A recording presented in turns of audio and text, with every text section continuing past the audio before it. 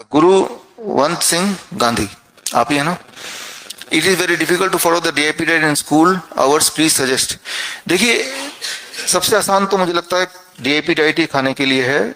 मैं ट्रेवल करता हूँ, अभी परसों वियतनाम से आया हूँ, उससे पहले बैंगलोर में था, उससे पहले थाईलैंड गया हुआ था, तो पिछले 15 दिन से मैं ट्रेवल ही कर रहा हूँ।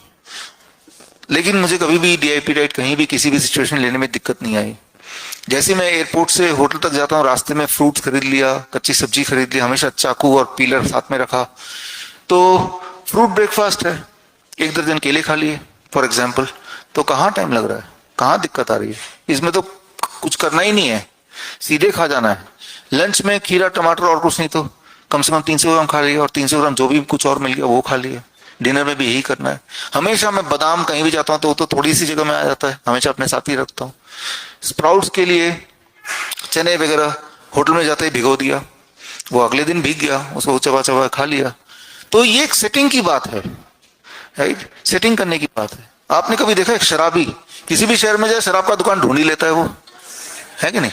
हाँ, तो आपको इच्छा होनी चाहिए अंदर से, है ना? इच्छा होनी चाहिए आपको कि मुझे करना है, फिर यही आसान लगेगा। तो स्कूल जाने से पहले फ्रूट ब्रेकफास्ट करके जाओ।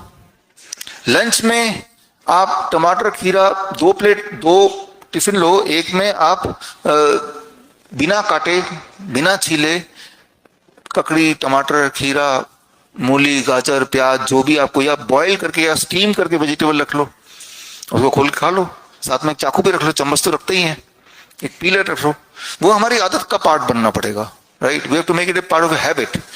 सिमिलरली डिनर में भी तो वही करना है, डिनर में तो आप घर पे ही रहते होंगे, है ना? तो आदत का पार्ट है। थोड़े से नट्स रख लो, थोड़े से स्प्राउट रख लो, ये तो सबसे आसान है। इसके लिए तो किसी की हेल्प की भी जरूरत नहीं एक्चुअली, है ना?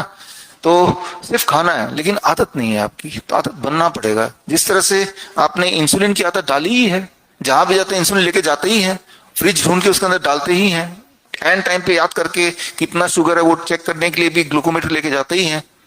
ग्लूकोमीटर का स्ट्रिप खत्म हो गया तो उसको भी ढूंढ के कहीं से खरीदते हैं, वो भी आपके मशीन के हिसाब से, है ना? तो वो सब भी तो आप प्लानिंग करते हैं ना। तो यही एक डाइट है जो कि आप किसी और के हेल्प के बिना कर सकते हैं। जब भी आप कहीं भी जाते हैं तो रास्ते से ऐसा कोई दुनिया में जगह नहीं जहां फ्रूट्स ना मिले, वेजिटेबल ना मिले। हम ये नहीं बोल रहे हैं कि ये वाले फ्रूट खाने और ये नहीं खाने, हम तो ये बोल रहे हैं फ्रूट्स खाने हैं।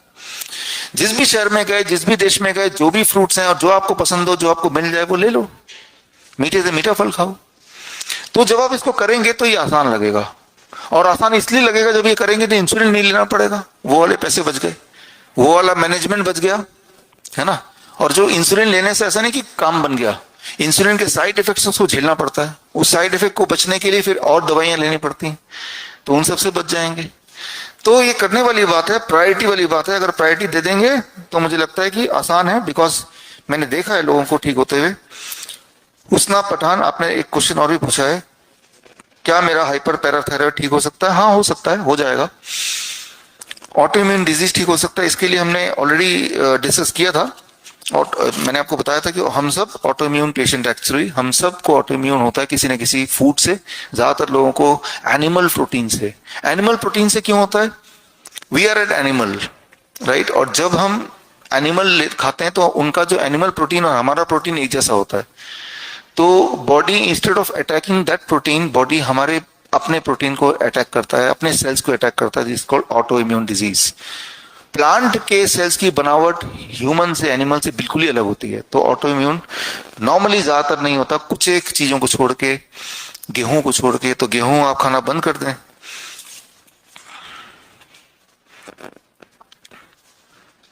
विमल गरोदिया, हाँ, आपने लिख के दिया था गैस्ट्रिक है, किडनी के पेशेंट है, फूड प्रॉब्लम है, तो इन सब, हाई ब्लड प्रेशर है, ये हियरिंग प्रॉब्लम है, डायबिटीज है, ये सारा आपने लिख के दिया। वो पहले भी लिख के दिया हुआ आपने, और अभी भी लिख के दिया। इनके हिसाब से क्या करना है वो ऑलरेडी आप कर रहे हैं आज, और घर जाके क्या करना है वो कल सुबह आपको चार्ट में लिख के, फिर आपको एक्सप्लेन भी करेंगे, चार्ट में लिख के देंगे। और इसके अनुसार आपको एक किट दिया जाएगा, उस किट में पंचकर्मा के कुछ सामान होंगे, उनको कैसे करना है वो ट्रेनिंग मिलेगी, और वही घर पे करना है। उम्मीद करें कि टाइम 1 महीने में आपको ठीक हो जाए। 1 महीना भी कम टाइम होता है वैसे तो, राइट? तो यही है। और एक क्वेश्चन बंगला में है, मैं इसको बाद में ले लूंगा because I am not able to read. मैं इसको बाद में लूंगा, आज ही लूंगा।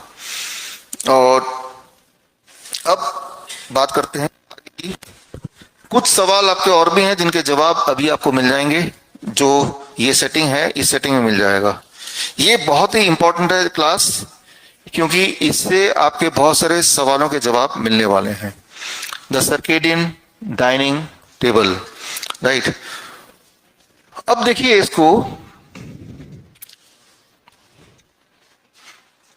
हमारे बॉडी के हर ऑर्गन का अपना अपना एक क्लॉक होता है, अपनी अपनी टाइमिंग है। कब वो सोता है, कब वो जगता है, कब कौन सा हार्मोन प्रोड्यूस होता है, ये पहले से तय है। ये उसके प्रोग्रामिंग का पार्ट है। उसी में जब गड़बड़ होती है, डैमेज होता है, तो हम बीमार पड़ते हैं। तो जिस तरह से मैंने आपको बताया था कि सुबह का ब्लड प्रेशर ऊपर, रात का नीचे।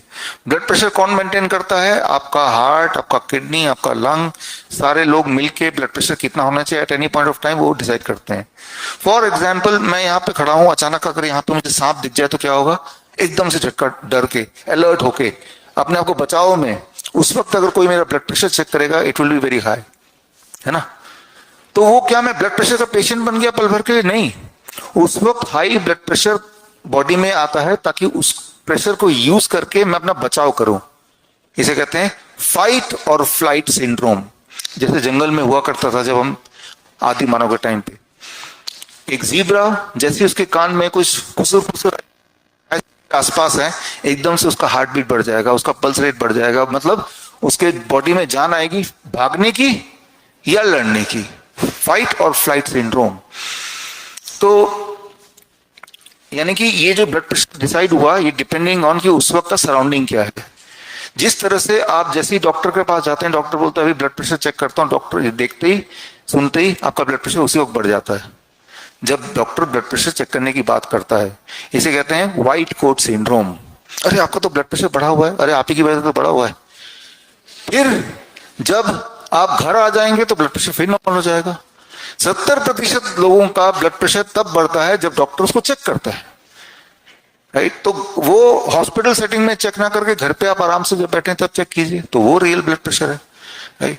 कोई भी स्ट्रेसफुल सिचुएशन में ब्लड प्रेशर बढ़ेगा, इसे कहते हैं फाइट और फ्लाइट सिंड्रोम, राइट। वो सभी के साथ होता है, वो हमारे बॉडी की टेंडेंसी है। वही किडनी, हमारा हार्ट, हमारा ब्रेन डिसाइड करता है कि at any point of time हमारे बॉडी को कितने ब्लड प्रेशर की जरूरत है। तो इसमें किडनी का बहुत बड़ा रोल होता है। यही है the circadian clock, circadian rhythm. तो अब ये मानिए कि आपका दिनचर्या, ये सुबह है सनराइज, और ये चांद है सनसेट, रात है सनसेट है। जब मून उगता है, मून दिखता है, ये सुबह। आप जैसे मैंने कल आपको बताया था, सुबह 7 बजे से खाना शुरू करते हैं, फूड, राइट, FO। फिर 1 बजे आप लंच करते हैं, दूसरा O, और D डिनर करते हैं से 9 बजे। ये नॉर्मली हम सबका टाइमिंग है खाने का, राइट। और इस टाइमिंग में आप एक इंपॉर्टेंट बात देखिए, जानबूझ के मैंने FO को एक साथ कर दिया, फूड, FOOD में FO को एक साथ कर दिया। मतलब ये कि सबसे ज्यादा खाना खाने का सबसे अच्छा टाइम, जब बॉडी ज्यादा से ज्यादा खाना हजम कर सकती है, वो है सुबह का टाइम। एक ऐसा टाइम जब आपका पेनक्रियास जगता है। सिंपल भाषा में आप सोचिए, पेनक्रियास सो के उठता है 8 बजे, तब उसके बाद सबसे ज्यादा एनर्जी होती है। तो सबसे ज्यादा खाना अगर खाना है आपको, तो सबसे बेस्ट टाइम है, that is the morning time, 8 AM के बाद जब वो जग जाता है। फूड सबसे लार्ज क्वांटिटी, फिर मीडियम क्वांटिटी लंच में। डिनर रात को 8 बजे हमारा पेनक्रियास हो जाता है। अगर आप 9 बजे खाएंगे तो यानी कि पेनक्रियास को जगाएंगे। अगर वो जगेगा तो 10 बजे सोएगा, फूड को डाइजेस्ट करके, तो अगले दिन वो लेट उठेगा या अगले दिन थका हुआ उठेगा, तो अगले दिन आपकी ब्लड शुगर बढ़ी हुई रहेगी, वो ठीक से काम नहीं कर पाएगा। तो आपको जब भी खाना खाते हैं तो ये ध्यान रखना है कि पेनक्रियास जगा हुआ है क्या अभी। तो 6 बजे आज आपने खाना खाया तो 8 बजे पेनक्रियास का सोने का टाइम है लगभग अभी, तो अब तक खाना वो हजम कर गया होगा, अब सोने चला जाएगा, सुबह ताजी से उठेगा, सुबह का ब्लड शुगर आपका बेहतर होगा। यही हमने कल किया, 24 घंटे में आपने देखा, 48 आवर्स में देखा इंसुलिन कितने लोगों की कम हो गई, छूट गई। अगर मुझे आपको डायबिटीज पेशेंट बनाना है, मान लो एक हेल्दी इंसान है, आप एक्सपेरिमेंट करके देखिए, कोई भी एक ऐसा इंसान पकड़िए जिसको ब्लड शुगर की प्रॉब्लम नहीं है, राइट, डायबिटीज का पेशेंट नहीं है, तो अब मैं सिर्फ ये करूंगा कि वो जो भी खाना खा रहा है उतना ही खाना खाना है उसको, सिर्फ मैं इसको उठा के बदल दूंगा। सबसे ज्यादा वाला खाना डिनर में, सबसे कम वाला खाना ब्रेकफास्ट में। अमाउंट ऑफ फूड मैंने बदला नहीं है, काइंड ऑफ फूड मैंने बदला नहीं है, मैंने सिर्फ अदला बदली कर दी कि सबसे ज्यादा खाना हैवीएस्ट खाना डिनर में लो और छोटा वाला ब्रेकफास्ट में लो, right. Total quantity of food उतना ही है, इतना ही करेंगे तो अगले दिन से उसका 50 यूनिट ब्लड शुगर बढ़ा हुआ मिलेगा लगभग, राइट। क्योंकि आप एक जो डिनर एक ऐसे टाइम पे कर रहे हैं जब पेनक्रियास का सोने का टाइम है, सबसे ज्यादा काम उसको तब दे रहे हैं, तो आधा अधूरा करके वो सोएगा और सुबह ब्लड शुगर ज्यादा मिलेगा। तो यही है पेनक्रियास का टाइमिंग जो यहां पे आप देख रहे हैं। ये रिसर्च पेपर भी बुक में है। और अब मान लीजिए मुझे आपको उस इंसान को जो हेल्दी था उसको बिल्कुल ही डायबिटीज पेशेंट बना देना है, तो खाने को बढ़ा के नहीं, मैं क्या करूंगा, ये जो खाना है जो ऑलरेडी कम था, डिनर वाला मैंने यहां पे लिया है, इसको हटा दिया। अक्सर ऐसा लोग करते हैं, सुबह जल्दीबाजी में ब्रेकफास्ट स्किप कर देते हैं, सीधे लंच करते हैं। एक ऐसा टाइम जब आपका पेनक्रियास पूरी तरह से ताकतवर है, तैयार है फूड को इनवाइट करने में, वेलकम करने में, उस वक्त आपने कुछ नहीं खाया या छोटा मोटा चाय बिस्किट पी लिया, राइट। तो ये ब्लैंक हो गया, पहला खाना ही 12 बजे खा रहे हैं, 11 बजे खा रहे हैं या फिर 1 बजे खा रहे हैं, फर्स्ट थिंग आप देखेंगे कि उस इंसान का कुछ दिनों में ब्लड शुगर बढ़ता चला जाएगा। तो राइट टाइम पे फूड ना देना भी नुकसानदेह है। सुबह मैंने आपको बताया था, आपने वो जैसे कुछ लोगों में रात में खाने का नियम होता है कुछ, राइट, जैसे मुस्लिम में कि रात को खाते हैं कुछ दिनों के लिए ना, तो उस मतलब रात में वो वाला टाइम है 8 बजे के बाद पेनक्रियास सो गया है, या जो लोग नाइट ड्यूटी करते हैं वो रात को खाते हैं, तो एक ऐसे टाइम पे खा रहे हैं, सही खाना भी वो गलत तरीके से काम करेगा, right. Skipping the breakfast can make you a diabetes patient, ये बड़ा ही इंपॉर्टेंट है, राइट।